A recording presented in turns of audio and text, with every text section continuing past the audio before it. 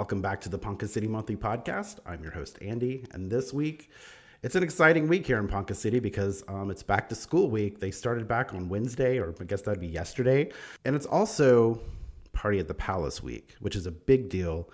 So we brought in Shelley from the Ponca City Chamber of Commerce to talk to us a little bit about Party at the Palace, and they were very involved with back to school. So we brought her in to talk about that. So Shelley, how are you doing today? Hey, I'm great. How are you, Andy? I'm great. Thank you so much for taking time. I know it's a very, very busy time. Can you believe that we've already got all the way halfway through August? Well, thank you for having me, Andy. But no, I can't believe we're halfway through August. It seems like the older I get, the faster I tear those pages off my calendar.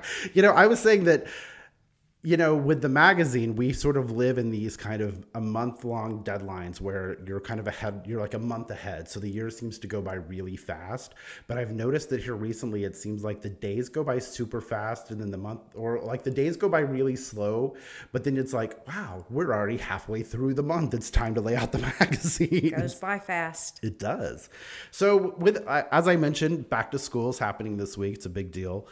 You, before getting involved with the Chamber of Commerce, were superintendent and a teacher. Is back to school kind of...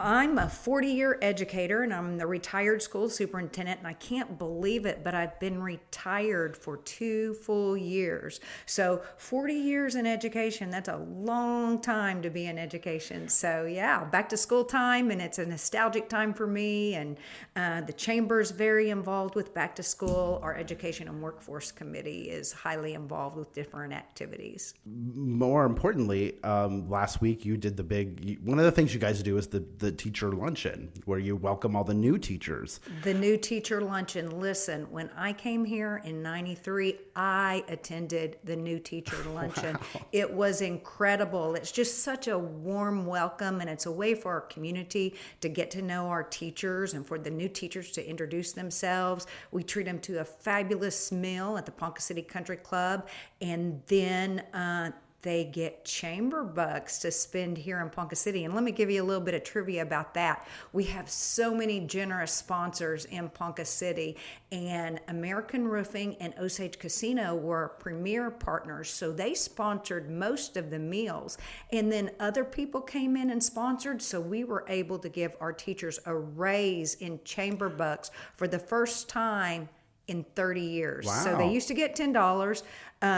They got $25 in chamber bucks, and nice. That money stays right here at home, and they were all thrilled. So exciting times. With the teacher luncheon, is that, like you said, you were in 93, you came and you were there for that luncheon. How does it feel for you now to be the one presenting that lunch? Oh, well, I did it for a long time. I spoke at it for a long time as superintendent, and then I didn't miss a beat. I didn't miss 1 year. I was retired exactly 1 day from being the superintendent and then joining the chamber. So I was right back at it. So I really haven't missed the new teacher luncheon in a really long time, but I'm talking more about what great things Ponca City has to offer rather than the start of school, and just being welcoming to our new teachers. So last week was an exciting week. Also this weekend, because you were out in the heat in a bus. Tell me a little bit about Stuff the Bus. We were at Walmart. So this is another project of our Education and Workforce Committee. We do something called Stuff the Bus.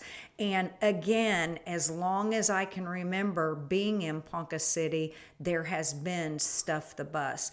And that's basically a time where we collect school supplies for all students in Ponca City Public Schools. We want them to have the tools they need to be successful. And sometimes if they don't have those supplies when they come to school, it's hard on kids. And we don't want them to have to worry about those school supplies. And with inflationary costs, everything is so high. So if you're a family with multiple children, it's hard to purchase all those school supplies. So this is an outstanding program, and I'm going to be real honest with you. With inflationary costs, I kind of thought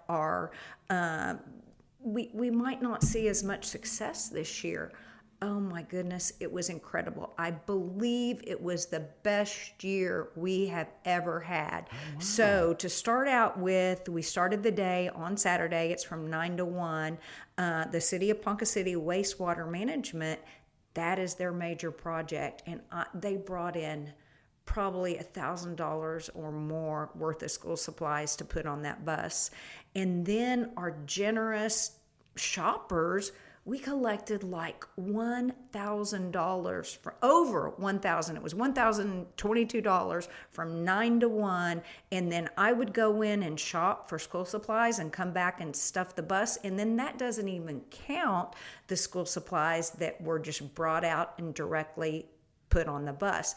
And then to top it all off, the crown jewel, on Friday before Stuff the Bus, Greenwood Aerospace had an employee challenge of bringing school supplies. They brought those school supplies in on Friday before Stuff the Bus, 862 items. Wow. So it was just incredible. And listen, I still have some money that we're going to be spending for school supplies. And then I got another email from someone else who wants to donate cash for school supplies. So if I were just guessing, I would think we collected between 4,000 and 5,000 in school supplies. Best year ever. And if you don't know, Ponca City Public Schools actually sends a bus driver and a bus. We park it there at Walmart, and then down at 111 West Grand at their old administration building, there's a Stuff the Bus room.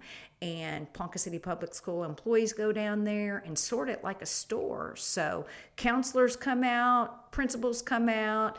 If they have kids that need something, our community has supplied it. So it's just incredible. I was going to ask you, how do you get the school supplies to the schools, or how does that work? Or how do kids get it? So they were all loaded on the bus. And then after we ended Stuff the Bus at 1 o'clock on Saturday, the school bus driver actually drove the bus to the chamber office. We loaded up all the Greenwood Aerospace supplies, and then they parked the bus at the bus barn. They took in the crayons and the glue sticks so those wouldn't melt.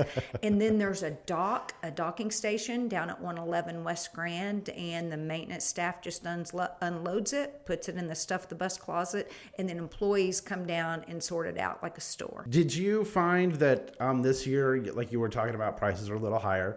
Was there something specific that you just saw repeatedly donated, like a lot of? What's the main thing that gets donated, do you think? Well, listen, so as superintendent, I knew what we needed. And a lot of times we didn't provide a list of what was needed most. So we would get like a bunch of compasses, which we don't use that much, or those pink pearl erasers that kind of go across the classroom when you don't want them to. So I had our curriculum people, our secondary and our elementary curriculum people, make a list of the top needed items. And they sent that list, and we had the checklist in our e-blast and on Facebook. We had it posted at Walmart. So main things were Ticonderoga pencils. Teachers like those good pencils. Markers, crayons, pencil pouches, pencil boxes.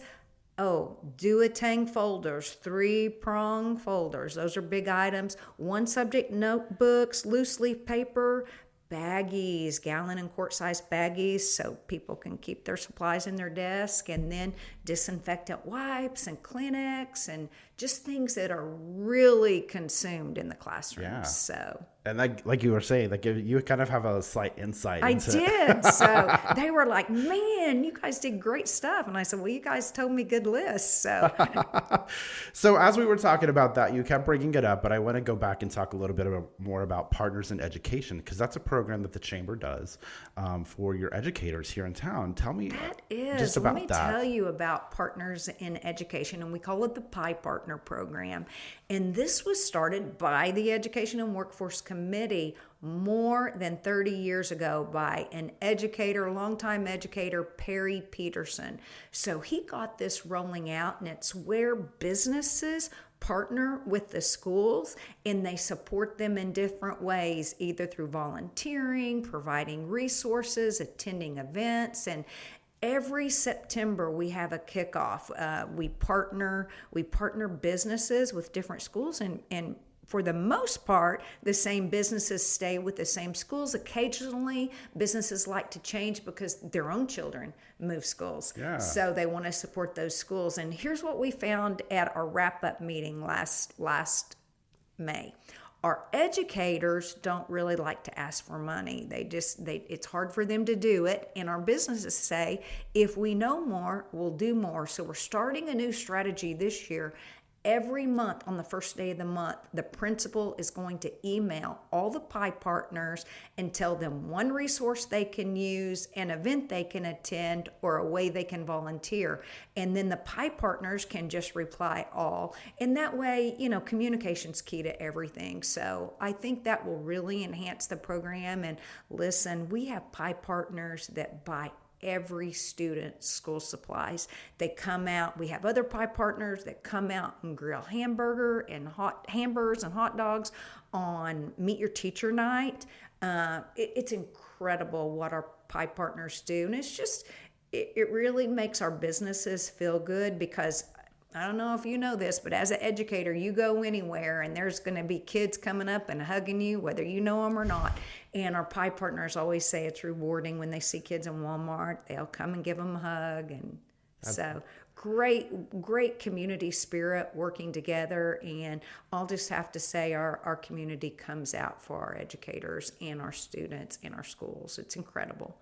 We're blessed. How do you think that the PI group helps prepare the students for their success after they get out of high school? Well, they serve as mentors, for one thing. I will tell you, this is researched and it's true. Every kid just needs one caring adult who believes in them.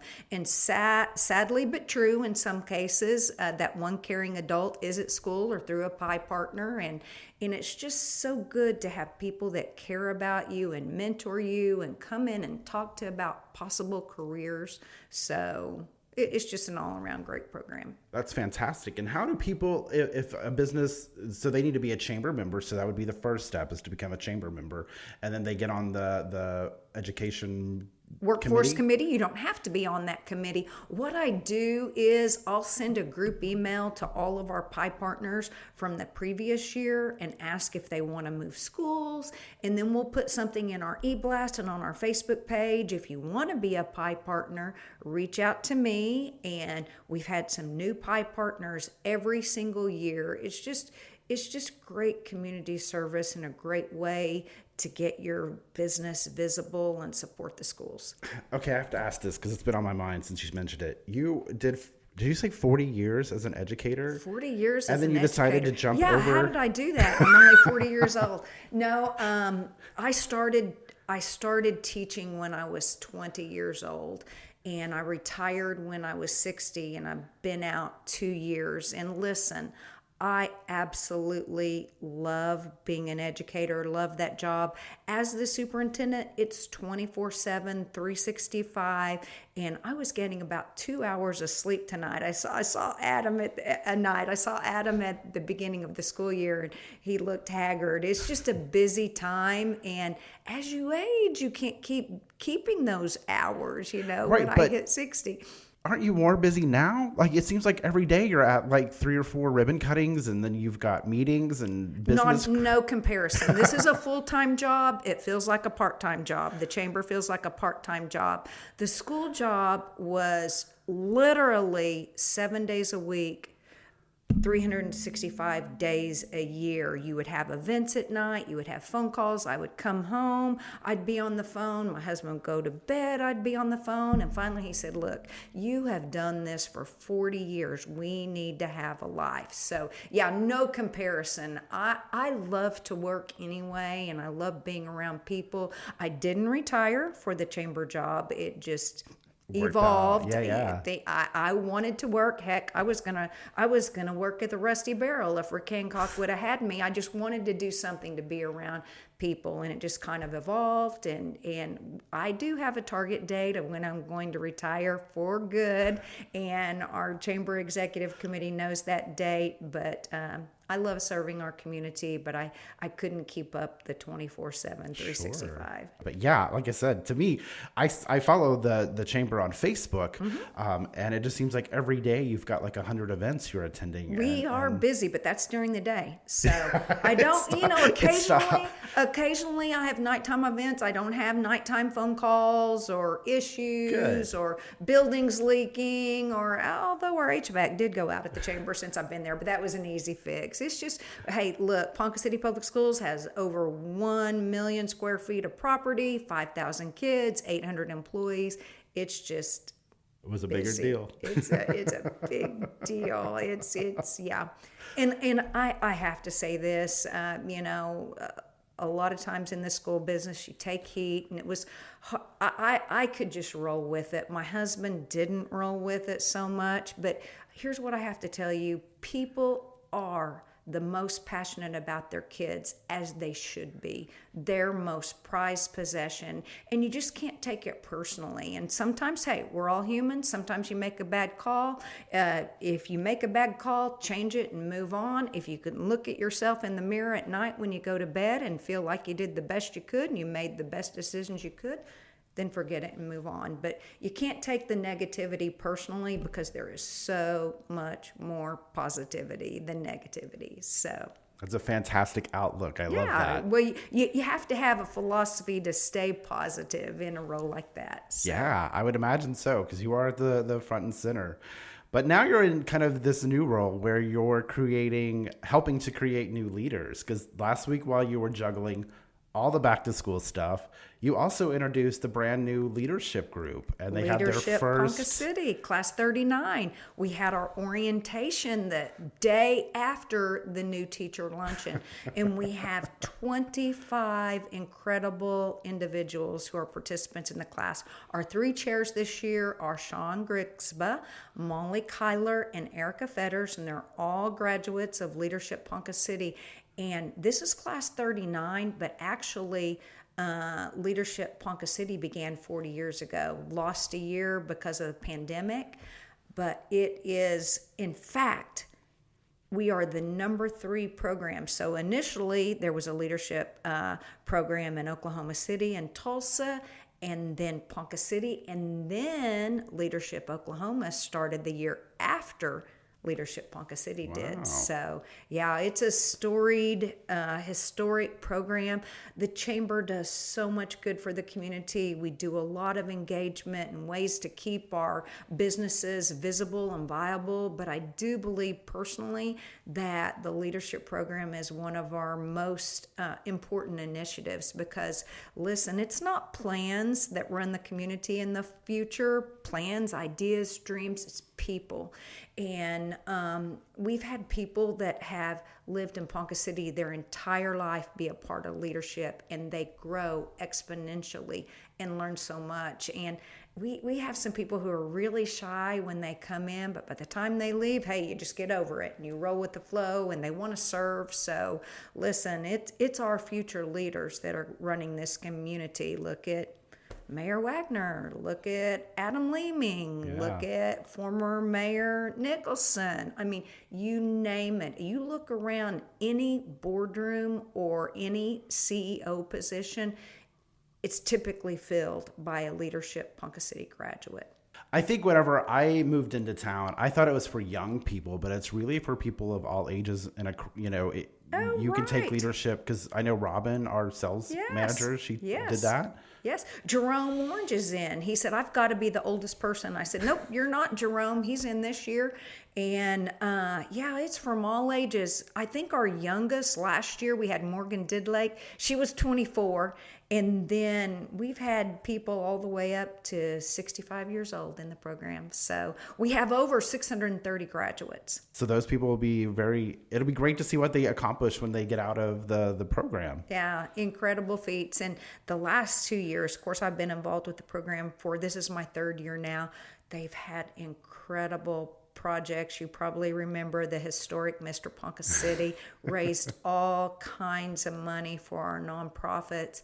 And then last year's class 38, did the Ponca Passport. Mm-hmm. And throughout the program, what they noticed was, wow, we didn't realize Ponca City had this much, even people who have lived here forever. So that project set out exactly what they wanted it to do, is show everybody there's always something happening in Ponca City. So 2 great projects. Yeah. Plus all the leadership development and the future leaders that are going to be serving this community. Do you think that the initial luncheon that they have, do you think that sort of sets the tone and everybody sort of figures out where they're going to fall? Or do you think that all happens throughout the year? It'll happen throughout the year. The orientation day, we did a lot of team building and we did some activities that encouraged conversation and stimulated different thinking about leadership. And this year I did a training called Orange Frog Training. It's about the power of positivity in leadership.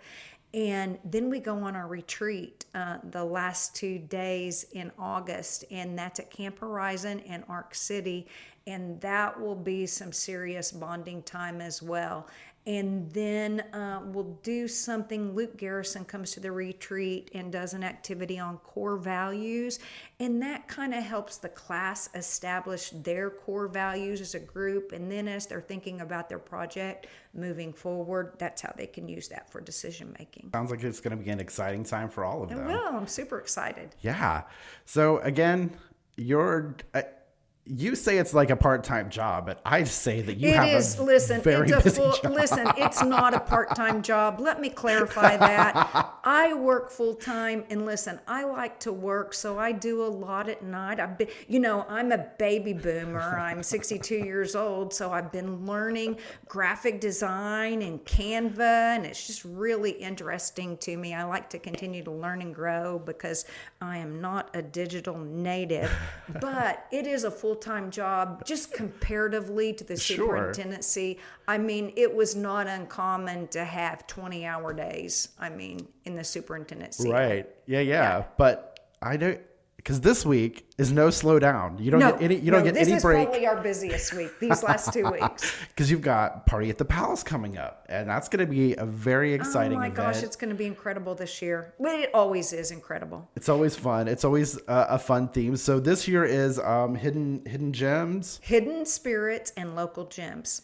There you go. And that kind of plays into the passport, sort of, right? Yeah, sort of. It's just really highlighting what all we have here in Ponca City. Our 2025 chamber chair is Ashley Miller, and her theme was at our retreat last December, it's unlock our potential. We don't have to keep doing the same thing the same way we've always done it. In fact, I am a very reflective person. After every activity or anything that I participate, I think what was great about it and what can we do to improve. Because if you ever get to the point where you don't think you can improve, that's when it's time to retire for good and stay home. Yeah. And so Ashley's theme was, let's unlock our potential and change things up. Now we're changing up the Party at the Palace just a little bit, but there's still going to be some of the beloved items we have at the Party at the Palace.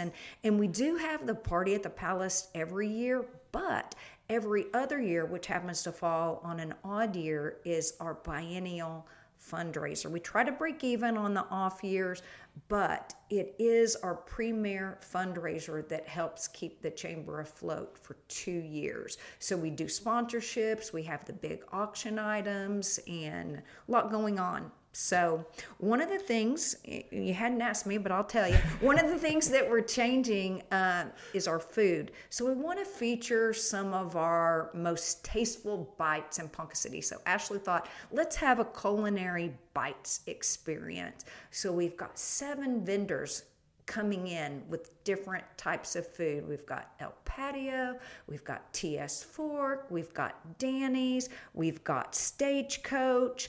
Then we have 2 dessert offerings. We have the Lazy Glaze cookies and Sky's the Limit Creations, and then we're having charcuterie by Amazing Grace. So we're going to be on both floors of the palace, of the mansion. So Kelsey with My Media Matters, our former chamber chair and the mayor, has created a map for us, and we're going to have a landing page. So you'll just have to bring your phone, scan the QR code. You can find everything, find out about the auctions. So it's going to be great.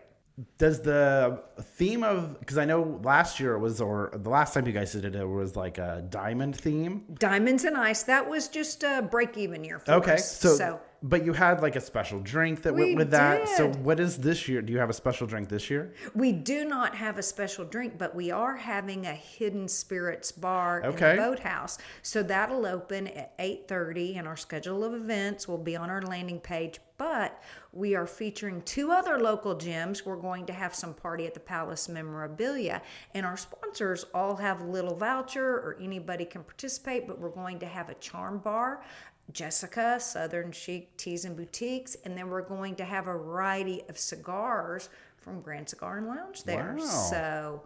So really it's going to be, you want to travel throughout the entire estate to see all the different stuff. Without a shadow of doubt. And Andy, I can't even tell you how incredible our auction and raffle items are. So let me tell you about the raffle. We are going to do the golden ticket. We're selling 50 tickets. Then we'll have some live auction items, and former Mayor Nicholson will be our auctioneer. We'll have some silent auction items, and then we're doing something called a raffle. And sometimes, if there is an item somebody wants, they may come in and say, put $3,000 down. Well, the rest of us can't compete. So the raffle gives everybody an opportunity to compete. We've got some ticket booklets, and it's not the tear-off tickets. You don't have to write your name on anything, but we've got some special ticket booklets made. So there's a small pack for 50 and a large pack for 100, and it's a tiered raffle. And you just drop your number in the bucket by the prizes. We'll have the prizes out there. And the best way I can explain this, if anybody out there listening is a POHI alum or a parent of a graduate of POHI, think Great Escape. There's all kinds of prizes, and the kids put tickets in buckets, and then you draw for the prizes. So everybody's like, oh, I get it now when you mention Great Escape. So that's great. Yeah, I was talking with Jeremy Sackett, and he was telling me about the tiered, because we were talking about we're going to have a party at the Palace is what is on everybody's mind, right? Yeah, we're going to have red tier, blue tier, white tier. Jeremy has been very instrumental. He's on our chamber board, and he's had a big say in this. Jason Grace too. And Ashley Miller, of course, and Jason Grace is going to be our MC, and he and Jeremy are kind of ramrodding the raffle, but the prizes are like incredible for all sections, live, silent, raffle. We're trying to feature them on our Facebook page here and there, but it's just like been unbelievable. Now, I may have misread this because I do that sometimes, but did you just cash in your private dinner? I did. So last year by popular demand, we have the party at the Palace auction every other year. And somebody said, oh, I wish we had auction items every year. So we did 10, and our theme was date night. So one of the date nights was a steak dinner prepared by Jason Grace at Big Fork Ranch. And my husband, Josh, won it. He won several. He won 3 out of 10 of those date night packages. And we cashed it in, just last Thursday. It was remarkable. Just incredible. If you've never had a private chef cook for you and make dinner for you right in front of you, it's really a special thing. And I know that you have several of those this year. And you know what's really cool? Not so much the items, the experiences. So Evans are going to do the steak dinner again. Paul Muehlberg, Amy Guerin are doing a gourmet meal with pairings. Nancy Tyndall is doing a bread making course. And have you ever had her sourdough bread? Yes. Oh my goodness. It's the best anywhere. And then, of course, with her, it'll be lots of fun. The city is donating a private party to Wentz Pool. Certain limit. You can bring in food and drink, no alcohol whatsoever. But how incredible would that be to have a private party at the historic Wentz Pool? Yeah. So we've got lots of experiences. We've got diamonds. Oh my goodness. Both Sprays and McGee's have donated incredible items. We have hunts. We have baskets. We have packages. I just look at our Facebook page and check it out. It's just going to be incredible. I can't wait. One of my favorite things that I saw was the coffee table that was done. Paul Broom. I thought that coffee table looked amazing. He made that resin table, and there are artifacts from our areas inlaid in that resin table. So the Marlin Foundation donated an 1800 parlor chair that's been refurbished. It is a Charles Eastlake piece. There's only like 12 in the world. Wow. Beautiful. And I heard the fabric for that was not cheap. $1,600 a yard. Wow. Yeah. So not the kind that you want to eat on. You don't want to set that. That's right. Well, it's in my office and I just look at it and I don't set anything near it. Just keep away from it. It's going to be fabulous. So even though I've been a few times and I've had them myself, I don't really understand how the golden ticket works. Okay. So the golden ticket started out the year that Adam Leeming was the chamber chair, and I can't recall the year that it was, and we did 100 golden tickets. And at that time you could purchase the golden ticket for $100 and you could choose any live auction item without bidding if your number was drawn. So that'll be the very first thing we do at 7:00. We'll draw for the golden ticket. And it's been several years, and just like anything else, things kind of lose its gumption. We're only doing 50 golden tickets this year. Wow, your chances of winning are really good. 50 golden tickets, and we only have like 15 left, and we got about a week to go before the party at the Palace as of this recording date.